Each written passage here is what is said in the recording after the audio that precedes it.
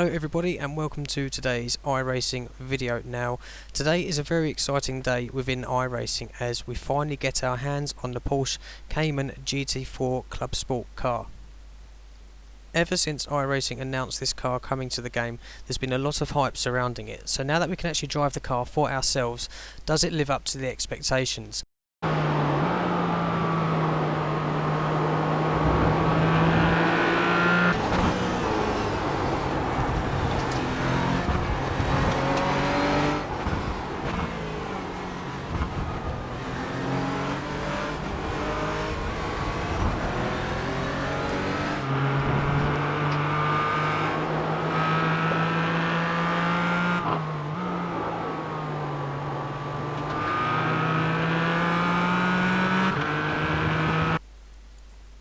Now the Porsche Cayman Club Sport GT4 has its own standalone race series in the UK.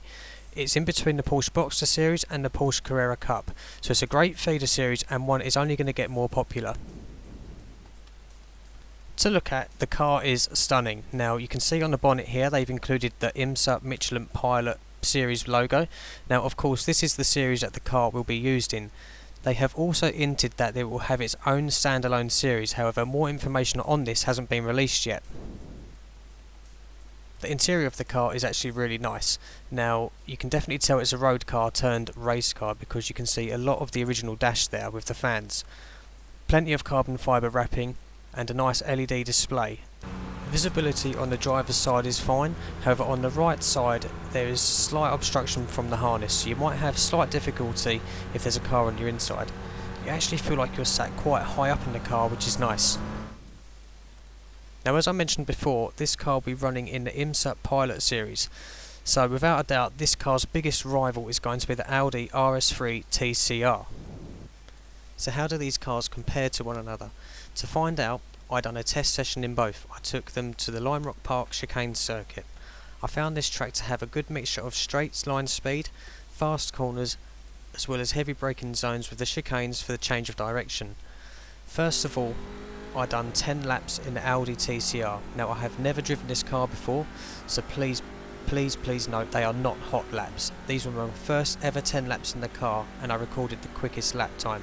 So first of all I'm going to show you my lap in the Audi. Now the first thing that I immediately noticed in this car is, with it being front wheel drive, it was so prone to understeer. Now having never driven this car before, I really found myself having to start slow in this car to work up. Even by the end of my session I still wasn't confident enough in the car to be pushing really hard.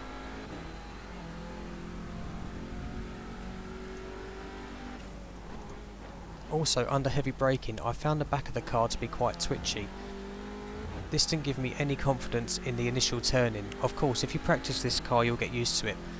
But for someone who's new to this series and has never driven both of these cars, I'm just giving you my honest opinion of how I found this car to pick up from the off.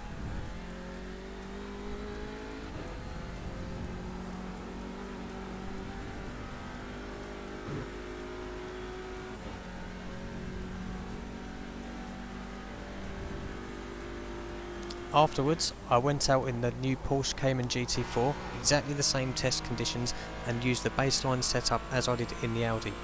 Again, I done 10 laps and recorded my quickest lap of them. Now the Porsche Cayman features the new tyre model, so the first few laps I spent getting heat into the tyres. However, immediately I felt much more comfortable with it being a mid-engine drive car. It felt familiar to something that I've driven before. So if you've spent a lot of time in the GTE or GT3 cars, I definitely think you'll feel at home in this quite early on, and this was the baseline setup I was using. I had much more confidence with the turn-in and I felt like I could throw it into the corners much more than what I could the Audi. This allowed me to explore the limits of the car much quicker. The car also felt much more stable under heavy braking, so I felt like I could carry more speed into the corners.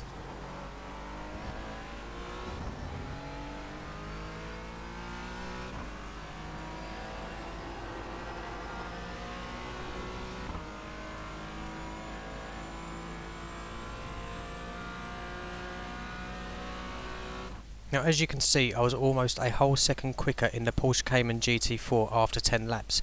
Now this is to be expected because the car itself However, it was so much easier to achieve this lap time compared to wrestling the Audi around.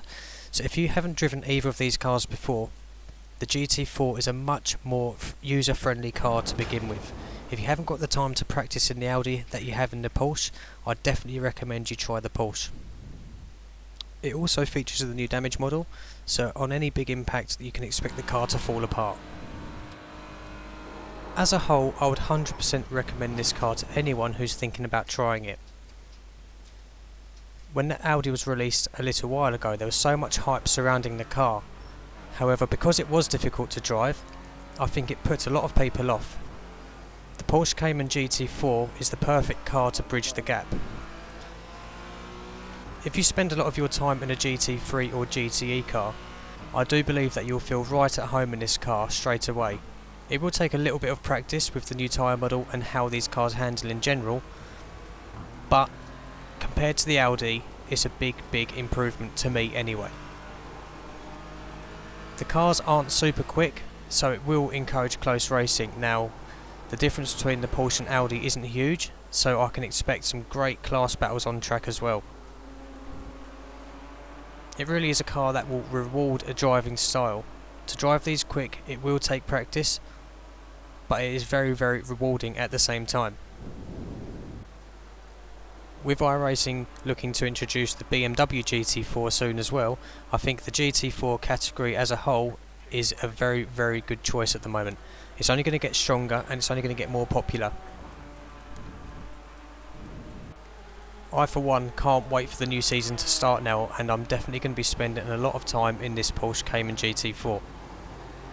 That's my honest opinion of this car. Let me know what you think in the comments down below if you're going to try it yourself, and if you do, hopefully I'll see you on track soon. If you've enjoyed the video, please leave a thumbs up and subscribe to the channel, and if there's anything else that you want me to have a look at, please let me know. Until then, happy racing, and if you do decide to buy the GT4, I'm sure you won't regret it.